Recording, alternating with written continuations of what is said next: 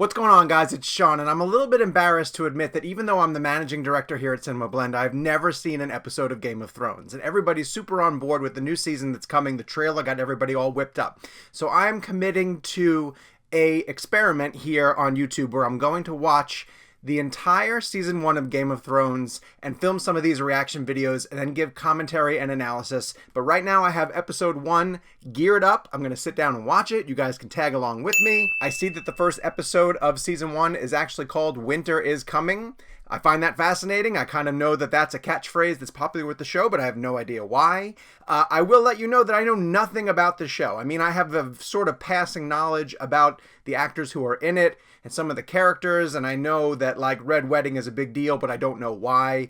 I get that Aquaman is in it, Jason Momoa, before he even was Aquaman. So I have this sort of, common knowledge of what Game of Thrones is, and it's always something that's been on my list of, like, I need to get to it, but I just never had the time, and so I'm taking the time. So, follow along with me as I dive into episode 1, season 1 of Game of Thrones.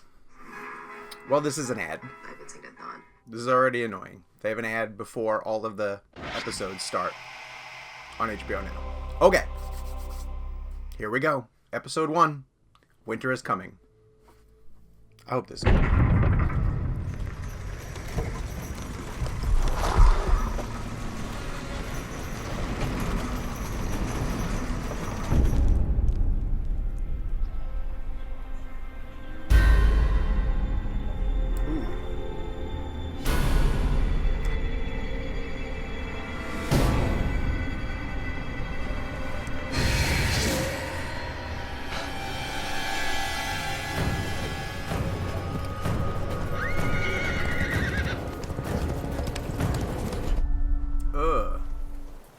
Get back on your horse.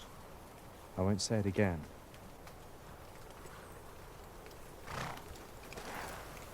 I don't know who that guy is yet, but I love to hate him already.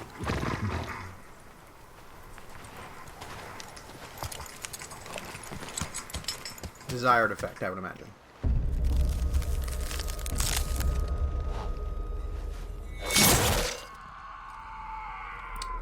Oh, does he die already?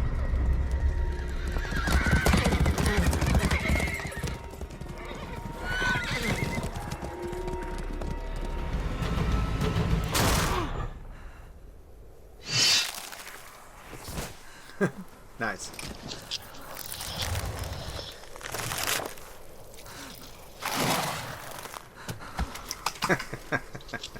Nice. That's awesome. Well, I missed that guy already. We really need a skip intro option. Come on, HBO. Borrow from Netflix. I probably should pay attention to who these lands are. Or what these lands are. I'm sure that's important. But after 77 episodes, I'm sure I'll get it.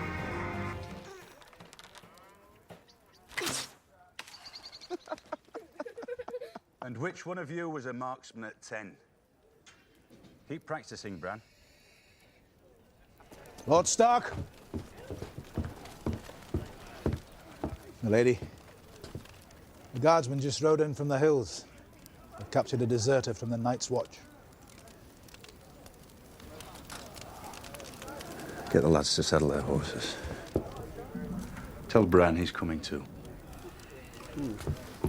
I, Eddard, of the House Stark, Lord of Winterfell and Warden of the North, sentence you to die. Ooh, harsh, but fair. That's gonna have an effect on Bran. I already feel bad for that kid. Better a quick death. They won't last without their mother. Right. Give it here. No! Put away your blade. I take orders from your father, not you. Please, Father. The direwolf is a sigil of your house. They were meant to have them. Nice work, Jon Snow. What about you? Those things may be deadly, but they're adorable. What is it? Oh,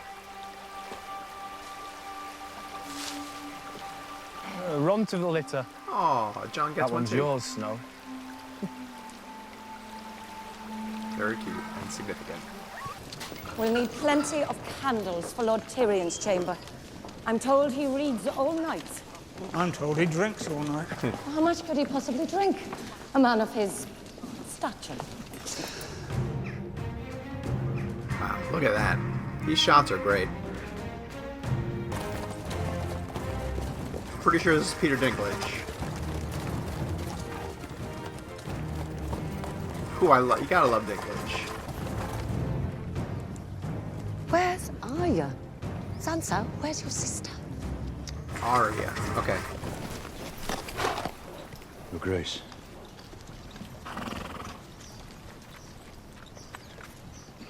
You got fat.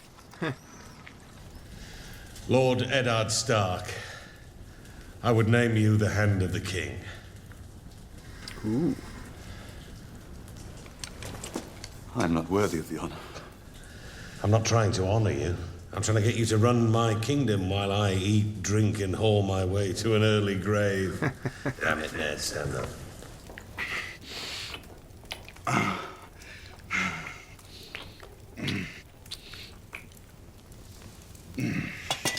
It is true what they say about the northern gals. When they write the history of my reign, sweet sister, they will say it began today.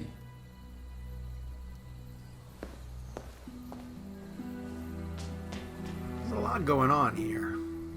A lot of different plot threads.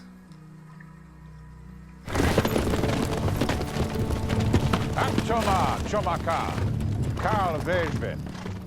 May I present my honored guests? My man! Of House Targaryen. Momoa on the scene. The rightful king of the Andals. Okay, now I get why people love Momoa in this show. He just looks badass. Lord Eddard Stark is my father. And Lady Stark is not your mother, making you the bastard. Let me give you some advice, bastard. Never forget what you are. The rest of the world will not. Wear it like armor, and it can never be used to hurt you. And your dress, did you make it?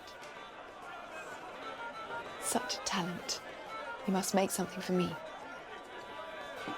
Your daughter will do well in the capital. Such a beauty shouldn't stay hidden up here forever.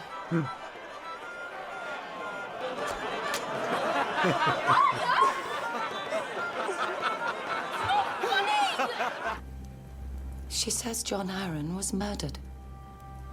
By the Lannisters. She says the king is in danger.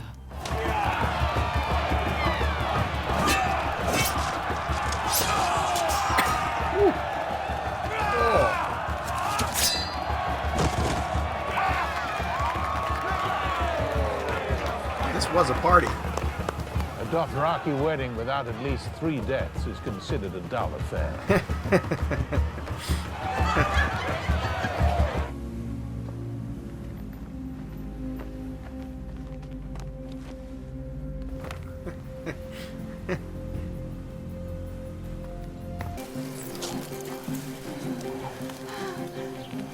If this is Sansa and Joffrey... No, it's not. Never mind.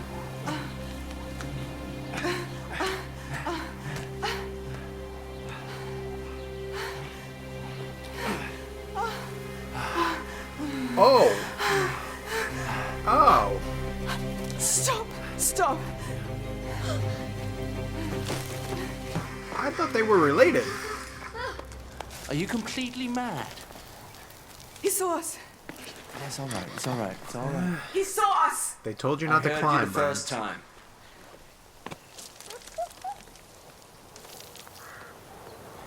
Quite the little climb, aren't you? How old are you, boy? 10. 10.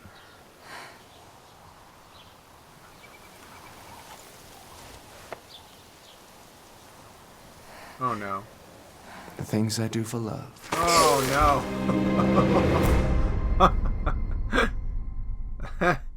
Well, season 1, episode 1 of Game of Thrones. Well, all right. So I have to admit right off the bat, I am not a huge fantasy Kingdoms Swords type guy.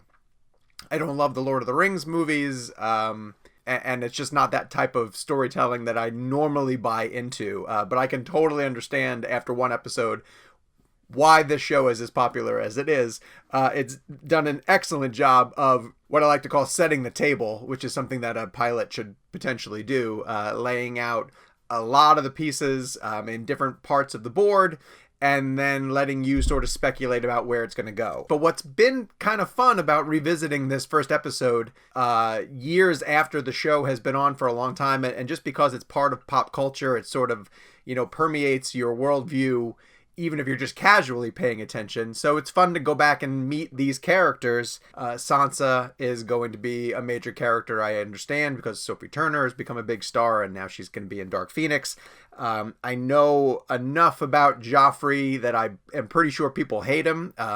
But that look between the two of them signifies, and you get to see the merging of the potential merging of the families and that pitch.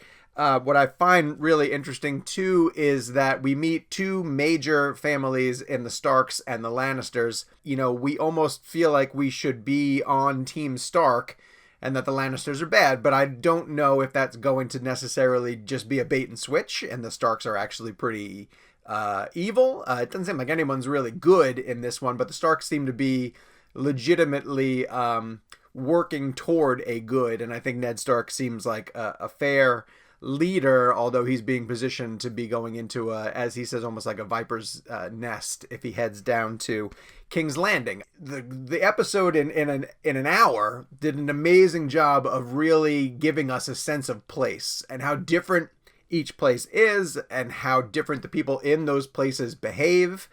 You get a lot of that with Momoa and Khaleesi. I think that sort of debauchery and, people getting killed at the Dothraki wedding establishes how they're more of a savage cult. And then King's Landing, of course, being the capital, where it's probably more political and more backstabbing. And then the Kingdom of the North, where, they're just dedicated to guarding that territory. And they tease the wall. I'm assuming the wall is going to be pretty significant to something later. It's super cinematic. I've heard that about Game of Thrones, and now I can understand why some people lobby to see some of these episodes on the big screen. It's not something shot on sets. It definitely looks like they went out of their way to shoot on location. It really helps establish that sense of place, which I think is fantastic. It's a lot of characters. I do understand the complaints that some people have said of it's really tough to track. But what I love about the first episode so far is that it's not afraid to pull the rug out from underneath you. And some of the things that I thought I knew completely deceived me. I commented about how I kind of loved to hate that first character, that guy who was sort of mouthing off in the forest, and then he's gone. He's, gets killed. And same thing with Bran. I thought that Bran was going to be a major character, someone we would almost follow over the course of, a couple of seasons. And by the looks of the end of this episode, he gets killed because he reveals some incest in the Lannister side. And not that I'm surprised. The Lannisters seem to be pretty awful. But we're going to get to episode 2, and we'll see if Bran survives that fall. Maybe the wolf catches him. I'm not quite sure. So do me a favor. Don't spoil me in the comments, but also go down, hit subscribe. You're going to want to follow along in each of these episode recaps, whether you've seen the show or not, or whether you're brand new. You could do this with me. Let me know if we're doing it together. If you're finally deciding to catch up with Game of Thrones before we get to season 8, we can, like I said, do this as a team. We'll watch each episode at the same time. We can sort of share some comments and analysis. I think it could be fun for everybody. So hit subscribe. It'll help you keep up to date with his ongoing Game of Thrones project and also everything that we're doing here at CinemaBlend.